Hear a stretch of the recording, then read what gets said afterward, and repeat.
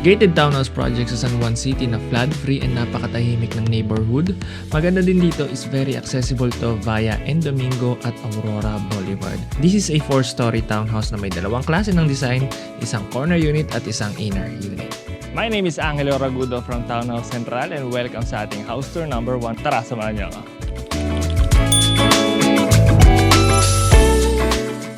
Ayan, so start tayo dito sa harap. Kung mapapansin nyo, yung harap natin may electric fence yan. Extended yan hanggang dito sa ibabaw nung main gate natin. And may security guard rin tayo dito sa loob. Before tayo pumasok, kung makikita nyo yung daanan natin dyan, pataas to. Almost nasa tuktok tayo, so wala tayong problema dito sa baha. And sobrang tahimik, halos walang dumadaan na mga kotse dito sa tapat natin. Okay, so tara!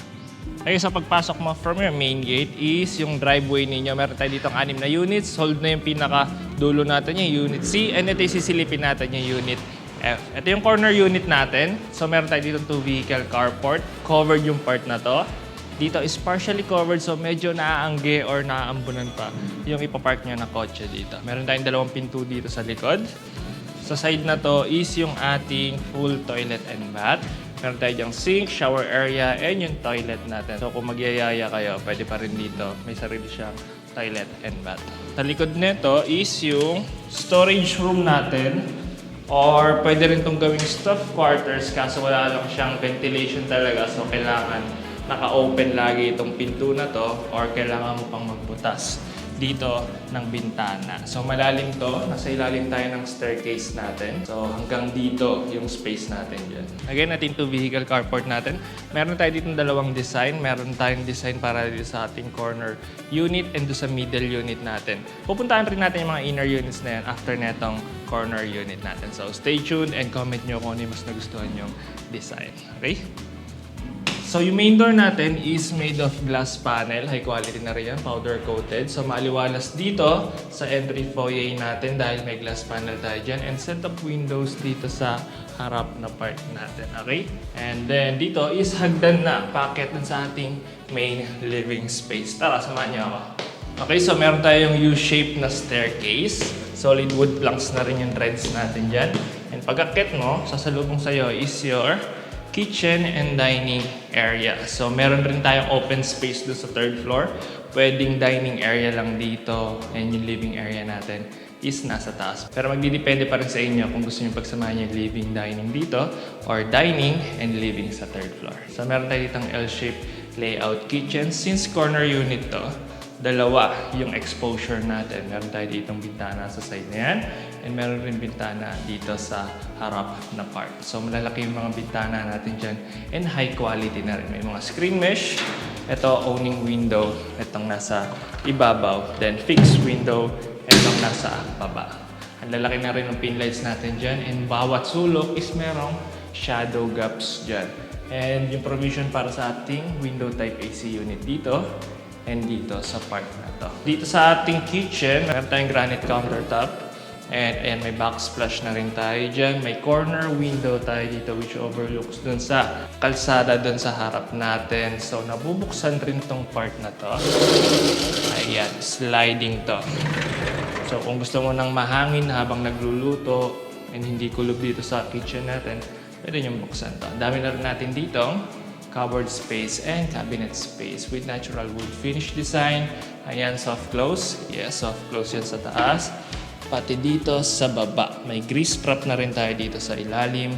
And single sink dito. Malalim na yan and undermount yung design. May extra outlet na rin tayo dito para sa ating mga microwave or oven. So kung maisip nyo na dito yung magkasama yung dining and living, I think 4-seater na dining table set kasya dito since maglalagay ka pa dito ng cooktop eh. Ayan dyan. And ayan. Dito yung range hood natin. May abang na rin tayo dyan. Sabay yung ref pa natin. So ang pinaka-option talaga natin dito is sa taas yung living area. Then dito yung dining area natin. So kung dito mo ilalagay yung dining area nyo, you can fit here a 6-seater na dining table set. Maliwalas rin dito dahil may setup windows tayo dyan. Meron ka na rin provision for a window type AC unit. Malalaki na rin yung pin lights natin and maglalagay ka na lang dito ng drop lights sa gitna na itong ating dining table set. So ito lang sa second floor natin. Dito sa ating dining and kitchen. Nakit na tayo sa third floor natin. Andun yung ating master bedroom and yung living area natin. Tara, samahan niyo ako. Hindi pa pala, bago tayo umakyat, meron pa pala tayo dito ang full toilet and bath. Meron tayong wall-mounted sink. May vanity mirror. Toilet natin with smart bidet. Yung nasa cover na yung bidet. And dito, yung shower area natin. May tatlong set tayo dito ng bintana, frosted glass. Sa ibabaw is owning window with frosted glass na rin. And screen mesh. And ito yung shower area natin. Maluwag yung shower area natin dito. Ayan, sabay may half glass na shower enclosure dito. Now ito legit na akit na talaga tayo sa third floor natin. Tara! Sunod na kayo? Tara! Ito yung U-shape natin na staircase, solid wood planks, may landing dito sa gitna. So, dito naman, sabi ko, pwede dito yung inyong maging living area sa part na to. Maski mag-sectional sofa ka dito na L-shape, dito yung inyong magiging media wall. Hindi rin kulob dito dahil may malaki tayo dito. Set of window. May window type AC unit tayo na provision dyan. Malalaki yung pin lights, may shadow gaps. Then dito sa likod na part na to is yung ating master bedroom. Tara! Ito yung ating master bedroom. Dito yung inyong magiging media wall.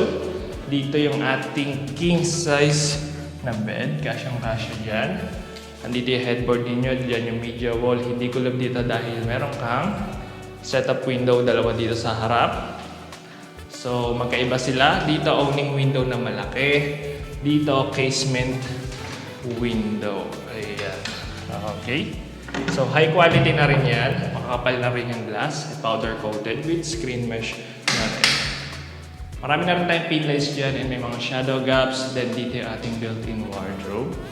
Provision para sa ating window type na AC unit. Ito yung ating built-in wardrobe. Ayan. Floor to ceiling tong part na to. And dito is yung ating toilet and bath. Okay? So, dito yung shower area natin. Maluwag na rin yan. May tempered glass tayo sa magkabilang side. Then, dito sa part na to is yung ating vessel sink. May extra space ka pa dito, counter space. Same to ng ginamit dun sa kitchen natin. Parang granite countertop yan. Meron tayong dalawang vanity mirror dyan. And kung kukulangin ka ng space or ng cabinet dun sa labas, may space ka pa dito sa likod. Ayan, sa part na to. Pwede mo pa itong lagyan ng cabinet space kung sakali. Okay? So, lahat ng bintana na ginamit dito is may frosted glass design. And, ayan, malaking owning window. Fixed window tong nasa baba. And dito yung toilet natin with smart bidet natin. Okay? Dito, yung inyong mga toiletries kung sakali. Yung mga tissue or yung mga pampabango ng CR. Pwede nyo ilagay dyan. Okay? For me, ang kulang na lang dito is yung lagayan ng mga toiletries dito. Like yung shampoo, or pwede ka rin magpabutas siguro dito ng wall niche. So, ayan, medyo nagulat rin ako kasi maluwag itong master bedroom natin. Pati actually mga bedrooms rin natin sa taas, maluluwag lahat yan. Na-maximize talaga yung space ng mga bedrooms natin.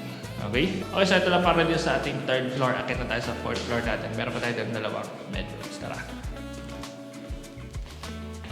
Okay, so kung townhouse developer ka and may townhouse project ka na gustong i-feature dito sa aming YouTube channel, kindly send us a message dito sa aming contact number or dito sa aming email. Okay? So, tara! So, may dalawang pinto tayo dito. Ito yung ating bedroom number 2 and bedroom number 3. Okay, so luwag pa rin ang bedroom natin. Dito yung media wall. Sa gilid nito, dalawang set of windows natin. May provision ka for a window type AC unit dito sa ibabaw. May floor to ceiling ka dito na built-in wardrobe. May oak wood finish design yan. Marami ka na rin malalagay dyan. Meron tayong 6 na pin lights, so maliwalas pa rin dito. May mga shadow gaps. And dito, yung inyong magiging headboard. Kasya dito maski queen size or semi-double or double size na bed sa part na to. And dito may extra space ka pa kung gusto mong maglagay ng table sa part na to. Okay? Sabay solid wood planks yung flooring natin dito sa mga bedrooms natin. Okay? Now, dito naman sa part na to is yung ating bedroom number 3. Maloob pa rin ang bedroom number 3 natin. Dito yung ating built-in wardrobe. Pwede ka pa maglagay dito ng study table or office table or vanity table. Depende sa inyo yan. Flooring natin is may solid wood planks rin tayo. May malaki tayo ditong setup window sa part na to and sa part na to. Yung ating media wall will be on this side sa part na to. So for sure dito yung inyong magiging headboard nasa dulo kayo ng part. And kung gusto nyo ng malaking table, pwede ka pa maglagay dito. Medyo malaki space natin sa part na to. Yung mga shadow gaps and maraming pin lights. Yung provision ng ating AC unit is window type dito sa part na yan. Okay, so overlooking yung bintana mo dito sa kalsada doon sa labas and itong malaking puno ng mangga natin dito sa harap. Okay? So yun lang, tara, ang dami nating mga outlets dyan. Dito, meron kang common toilet and bath, pero dito sa labas, yung ating sink, so hindi kayo mag-aantayan. Kung magtutoothbrush lang naman, or may gumagamit ng CR natin, at least nakakapag-toothbrush or nakakapaghilamos, yung nandito sa labas. Okay? Dito yung sa loob yung toilet, and yung shower area natin. Meron tayo ditong smart bidet, nasa cover yun, and ito yung shower area natin. Tawa ko dito kasi malulubog yung shower area natin dyan. So yung flooring natin, pati yung walls is iisa lang yung tiles. Meron tayong dalawang pin lights dyan and frosted glass, yung mga ginamit dito sa bintana natin. Hindi ka naman problema maski common toilet and bath lang dito dahil meron kang full toilet and bath dun sa second floor natin, sa dining and sa kitchen natin. Okay, so ito lang para din sa ating corner unit. Punta na tayo sa inner unit natin. And i-comment nyo sa baba kung ano yung mas nagustuhan nyo, itong corner unit or yung inner unit. Okay, so tara, samahan nyo ako. Okay, so tapos na tayo dito sa corner unit natin. Dito tayo sa inner unit natin. Okay? Ito yung middle unit natin. So meron pa rin tayo dito 2 vehicle carports. Same dun sa kabila. Glass panel pa rin itong main door natin. And may bintana dito sa harap. And tara, samahan nyo ako. Ito yung una nyo mapapansin dito sa middle unit natin. Since hindi siya corner unit, naglagay pa sila ng space dito. So parang may setback tayo dito and covered to part na to. So additional na light well to or source of natural light dito sa likod na part natin. Makikita nyo yan mamaya dun sa taas. Tara! Okay, so pagkakit mo naman dito sa second floor natin, ang unang sasalubong sa'yo is your dining area and your kitchen. Again, magdidepende sa inyo kung gusto nyo yung living area nandun sa taas or ilalagay nyo dito. Pero mas maluwag yung space na itong dining area natin compared dun sa corner unit natin. Okay, so dito you can fit here a 6-seater na dining table set. Marami tayong pin lights dyan, may mga shadow gaps. Kung gusto mong may TV malapit dun sa dining area ninyo, pwede ka maglagay dito since meron tayo dito provision para sa mga cables. Sa harap na itong malaking set of windows natin dito which overlooks dun sa driveway natin dun sa harap. Okay? So, compared rin doon sa kabila, dito U-shape layout kitchen, payu yan, doon kasi L-shape lang, di ba? And dito yung sink natin sa harap na itong sliding window pa rin natin. Mas marami yung counter space natin compared doon sa corner unit natin. Dito, marami tayong outlet dyan. So, pwede dito yung inyong microwave, coffee maker, or yung toaster natin dyan sa side na yan. Then dito sa gitna is yung ating cooktop and provision para sa ating range hood. And maluwag na rin yung space para dito sa ating dual door na fridge. Kung mapapansin nyo, meron na rin backsplash tayo dyan. Palibot dyan hanggang doon. Okay? Since open rin tong baba natin, pwede na dito is yung cooktop na merong built-in na oven dun sa baba. Okay? So, ayan, maluwag tong space na to and meron ka pang isa pang space dito. So, kung lalagay nyo yung dining area doon, pwede ito yung maging formal living area. Pero may space ka pa dun sa taas eh. So, yun na yung magiging family area or yung informal living area natin. Okay? Kaya pa rin dito maglagay ng L-shape na sofa set. Dito yung inyong magiging media wall. So, maski middle unit tayo, hindi tayo kulog dahil meron pa ditong air well dito sa part na to. So, open to. Na uulanan to. So, pwede ka maglagay dito ng pocket garden kung sakali. Okay? Pero most likely dito na rin kasi yung buga ng mga exhaust fan, ng mga window type na AC unit natin. Pero mahangin. Ayan. Okay? Now, yung last na pupuntahan natin dito is itong full toilet and bath natin. Okay, so meron tayo ditong wall-mounted sink, may vanity mirror, may toilet with smart bidet, may half glass na shower enclosure tayo dyan. And ito yung shower set natin. Yung flooring tsaka yung walls is iisa yung design natin. And wala man tayo ditong exhaust fan, meron naman tayo ditong owning window which opens up sa ating airways. Okay? And medyo matataas yung mga pintuan natin dito compared sa iba. Ayan. Nice. Okay? So dito naman, sa hagdan natin na to, maliwalas pa rin yung hagdan natin dahil meron ka ditong picture window. Ayan, diretso yung liwanag papunta dito sa staircase natin. Tara! So ayan, mas kita mo na yung design ng setback natin dito. So hindi nauulanan to dahil covered pa rin yung taas natin ng tempered glass pero tagusan pa rin yung liwanag dito sa baba. So hindi ka magkakaproblema dito maski patayin mo yung ilaw. Tama, dyan ka lang. Ayan, maliwanag pa rin dito sa staircase natin. Okay? So, okay, so dito yung ating master bedroom pero dito muna tayo sa ating informal living area or yung family hall natin. So maliwalas pa rin dito sa part na to dahil meron tayong malaking set of window dyan. And may mga vertical wooden slats rin tayo sa harap. Dagdag aesthetic dun sa facade ng property natin. And kapag maaraw, ayun, medyo na-shade tong part na to. Okay? So may dalawang casement window tayo dyan sa magkabilang side and fixed window tong nasa gitna. Dito na rin siguro yung inyong magiging media wall or dito sa part na to, depende sa inyo. Marami na rin tayong outlet dyan and may provision tayo para sa window type na AC unit dito sa part na to. Okay, so maski malaking sectional sofa or L-shaped sofa set dito, kasyang-kasya dahil maluwag tong space natin na to. So kumbagay nasa baba natin yung formal living area natin is para dun sa mga guests na lang natin. So, okay? Ito naman yung master bedroom natin sa tabi ng staircase natin. Dito yung inyong magiging media wall. Dito maski king size bed kasya sa lapad netong part na to. Solid wood planks na rin tong flooring natin dyan. So ayun again, maski nasa middle unit tayo or inner unit tayo, nakapaglagay pa rin sila dito ng air well sa gitnang part. Ayan. Okay? May owning window dito and provision para sa window type AC unit. Dito may corner window. And itong part lang na to yung nabubuksan. Ito picture window na to. And ayan, mas malaking cabinet space dito sa part na yan. Okay, may ilaw pala dito. Ayan. Okay, floor to ceiling na rin yan. And meron ensuite toilet and bath. May wall-mounted sink, may vanity mirror, toilet, and yung shower area natin. May dalawang owning window dito with frosted glass design and screen mesh. Powder coated na yan, so high quality na rin yan. Okay? So ito lang para sa dito sa ating third floor. Akit na tayo sa fourth floor natin. Meron pa tayo dalawang bedrooms. Again, dito sa staircase natin may picture window dito. So mas na-illuminate niya itong staircase natin na ito.